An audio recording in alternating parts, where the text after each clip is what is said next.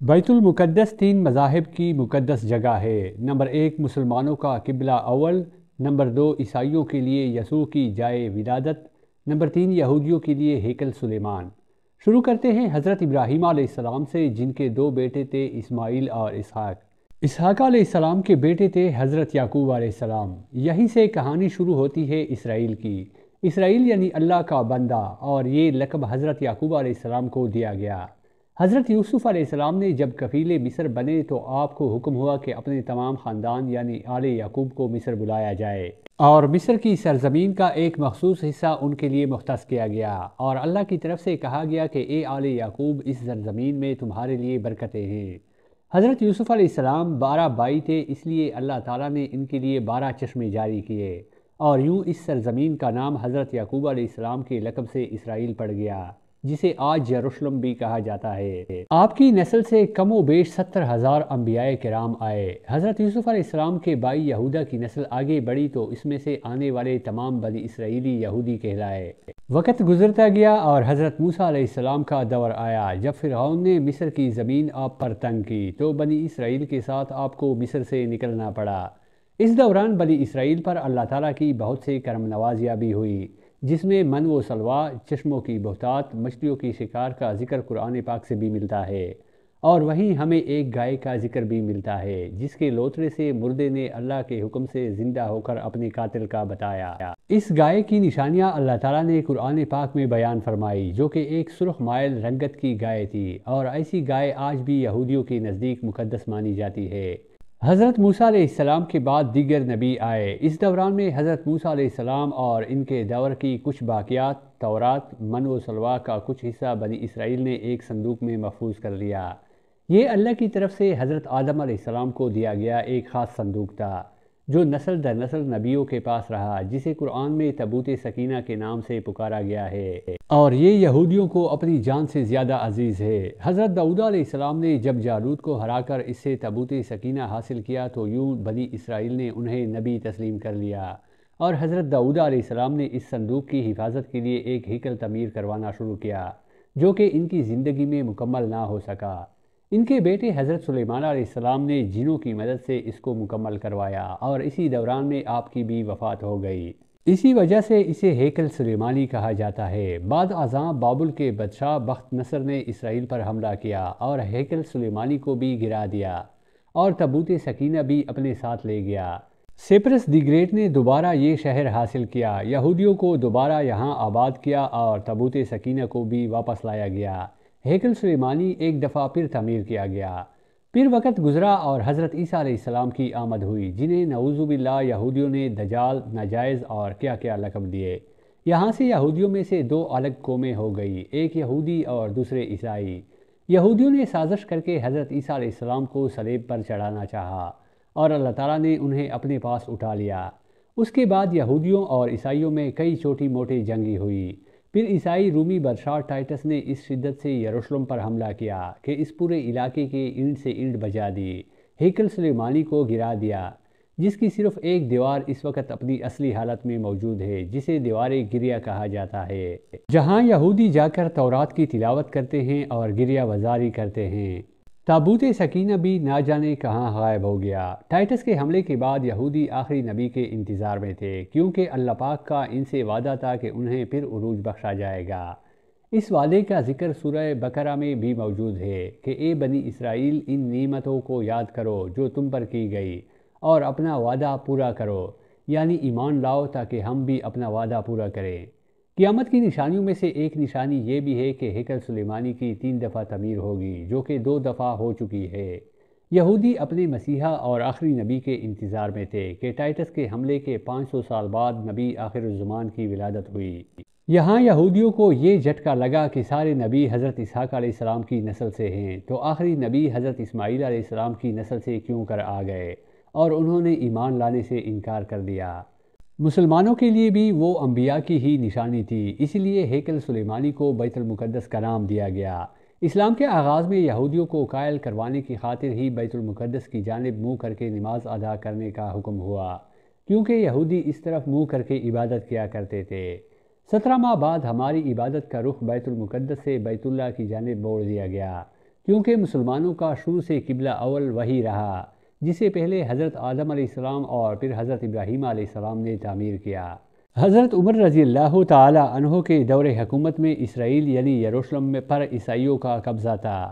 بیت المقدس کے ہی احاطے میں انہوں نے گرجا گھر تعمیر کیا ہوا تھا اور عین تابوت سکینہ والی جگہ میں وہ گن پھینکا کرتے تھے۔ یہودیوں کی نفرت میں یروشلم کی فتح کے وقت جب حضرت عمر رضی اللہ تعالی عنہ وہاں گئے تو عیسائیوں پر برہم ہوئے، وہاں صفائی کروا کر مسجد تعمیر کروائی اور قرآن میں موجود معراج والے واقعے کی نسبت سے اس مسجد کو اقصیٰ کا نام دیا۔ یہودیوں کی دیوار گریہ بھی اسی احاطے میں موجود تھی تو زائرین کی حیثیت سے انہیں بھی وہاں آنے کی اجازت دی گئی۔ خلافت عباسیہ تک یروشلم ایک مسلم شہر رہا۔ اس کے بعد عیسائیوں نے دوبارہ یروشلم پر حملہ کر کے اس پر قبضہ کر لیا۔ صلاح الدین ایوبی نے عیسائیوں کے خلاف 50 سے زائد جنگیں کر کے بیت المقدس دوبارہ حاصل کیا اور پھر 700 سالوں تک یہ خلافت عثمانیہ کے زیر سلطنت رہا۔ یہودیوں کو بھی دیوار گریہ تک اپنے مذہبی اقدامات کی آزادی رہی اور یہودی آہستہ آہستہ پھر یروشلم میں آباد ہونا شروع ہو گئے۔ اس دوران میں کئی بار انہوں نے خلافت عثمانیہ کی سلطنت کو پیسوں کے عوض یروشلم انہیں سونپنے کا لالچ دیا لیکن ناکام رہے، اور پھر دوسری جنگ عظیم میں عیسائی سپاہی ہٹلر نے چن چن کر یہودیوں کو مارا۔ قریباً 60 لاکھ کے قریب یہودیوں کا قتل عام کیا گیا اور یہ در بدر بھاگنے پر مجبور ہو گئے۔ اس دوران میں انہیں یہ اندازہ ہو چکا تھا کہ انہیں اب خود اپنی پہچان بنانی ہے اور بائبل میں موجود یہودیوں کے آخری عروج سے قبل والی کئی نشانیاں بھی ظاہر ہو چکی تھیں اور وہ یہ تسلیم کر چکے تھے کہ ان کا آخری مسیحا اب دجال ہوگا جس کی بدولت پوری دنیا میں ان کا دوبارہ بول بالا ہوگا۔ انہوں نے برطانیہ سے ساز باز کر کے خود کو الگ ریاست تسلیم کروا لیا۔ یوں اسرائیل باقاعدہ ایک ملک کی صورت میں دنیا کے نقشے پر ابھرا۔ پھر آہستہ آہستہ انہوں نے فلسطین اور دیگر مصری علاقوں پر بھی قبضہ کر لیا۔ عرب ممالک اسرائیل کے خلاف جنگ پر آئے لیکن اس وقت تک یہ خود کو اتنا مضبوط کر چکے تھے کہ عرب ممالک کو اسے ایک چھوٹے سے ملک سے منہ کی کہانی پڑی۔ عیسائیوں نے بھی دیکھ لیا کہ اب ان سے لڑ کر کچھ وصول نہیں ہونا۔ باقاعدہ گرجا گھروں میں پادریوں نے تقریبات منعقد کی اور یہودیوں کے لیے معافی کا اعلان کیا گیا۔ یوں سیاسی اور اقتصادی مفاد پرستی نے 2000 سالوں سے ایک دوسرے کی ازلی و جانی دشمنوں کو ایک صف پر لا کھڑا کیا، اور قرآن کی بات بھی سچ ہو گئی کہ یہود و نصارہ ایک دوسرے کے دوست ہیں۔ یہودیوں کے عقائد کے مطابق وہ ہیکل سلیمانی کی حفاظت نہیں کر پائے تو خود کو قصوروار کہتے ہیں، خود کو سزا دینے کے لیے زنجیروں اور چمڑے سے پیٹتے ہیں اور دیوار گریہ کے پاس آہوزاری کرتے ہیں۔ وہ ایمان رکھتے ہیں تیسری بار انہیں پوری دنیا پر حکمرانی حاصل ہوگی، اس کے لیے انہیں مسجد اقصیٰ کو گرانا ہوگا جس کی تیاریاں وہ کر چکے ہیں۔ کب سے مسجد اقصیٰ کے نیچے بارودی سرنگیں بچھا دی گئی ہیں۔ اس کے بعد ہیکل سلیمانی تعمیر کر کے تابوت سکینہ وہاں رکھنا ہے۔ تابوت سکینہ بھی دوبارہ حاصل کر چکے ہیں لیکن مسئلہ یہ تھا سرخ گائے، کیونکہ ان کے عقیدے کے مطابق وہ ناپاک ہیں اور جب تک پاک نہیں ہوتے ہیکل سلیمانی تعمیر نہیں کر سکتے، اور پاک ہونے کے لیے سرخ گائے کی قربانی دینا ہوگی، وہ گائے جس کی نشانیاں قرآن پاک میں بیان کی گئی ہیں، جو اس وقت بھی انہیں ڈھونڈنے میں مشکل ہوئی تھی۔ اب بھی 100 سال تک وہ دیسی گائے کی تلاش کرتے رہے۔ ٹیکنالوجی کا استعمال کرتے ہوئے بچے پیدا کرنے کا کامیاب تجربہ کیا انہوں نے۔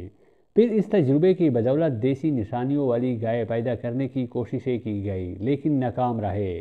2019 میں ایک امریکی ریاست سے 5 عدد دیسی گائیں انہیں مل گئیں جن کے جسم پر سرخ رنگ کے علاوہ اور کوئی بال نہیں تھا۔